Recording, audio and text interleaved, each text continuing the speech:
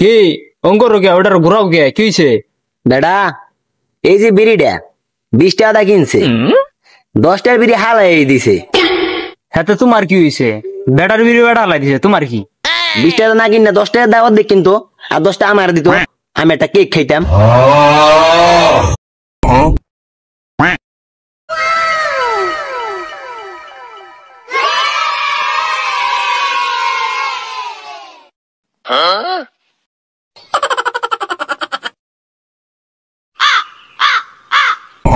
কি অঙ্কর কে ওটার ঘুরাও কে কি হইছে?